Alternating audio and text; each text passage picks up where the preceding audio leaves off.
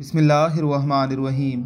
एक बादशाह ने ऐलान कर रखा था कि जो अच्छी बात कहेगा उसको 400 दिनार यानी सोने के सिक्के दिए जाएंगे। एक दिन बादशाह राया की देखभाल करने निकला।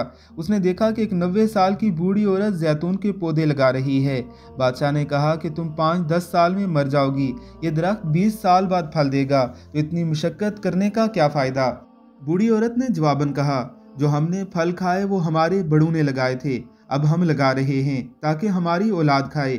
बादशाह को इस बूढ़ी औरत की बात पसंद आई। हुक्म दिया कि इसको 400 दिनार दे दिए जाएं। जब बूढ़ी औरत को दिनार दिए गए वो मुस्कुराने लगी। बादशाह ने पूछा, क्यों मुस्कुरा रही हो। बूढ़ी औरत ने कहा कि जैतून के दरख्त ने 20 साल बाद फल देना था, जबकि मुझे मेरा फल अभी मिल गया है। बादशाह को इसकी ये बात भी अच्छी लगी। हुक्म जारी किया कि इसको मजीद 400 दिनार दिए जाएं।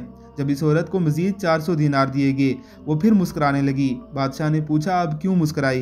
बूढ़ी औरत ने कहा, जैतून का दरख्त पूरे साल में सिर्फ एक बार फल देता है, जबकि मेरा दरख्त ने 2 बार फल दिए हैं। बादशाह ने फिर हुक्म दिया कि इसको मजीद 400 दिनार दिए जाएं। ये हुक्म देते ही बादशाह तेजी से वहां से रवाना हो गया। वजीर ने कहा कि हुजूर आप जल्दी से क्यों निकल आए।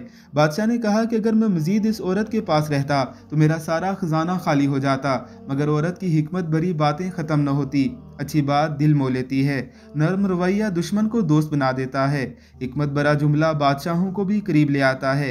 अच्छी बात दुनिया में दोस्त बढ़ाती और दुश्मन कम करती है, और आखिरत में सवाब की कसरत करती है। अब माल और दौलत से सामान खरीद सकते हैं, मगर दिल की खरीदारी सिर्फ अच्छी बात से हो सकती है। लिहाजा दिल के खरीदार बने, माल के तलबगार ना बने।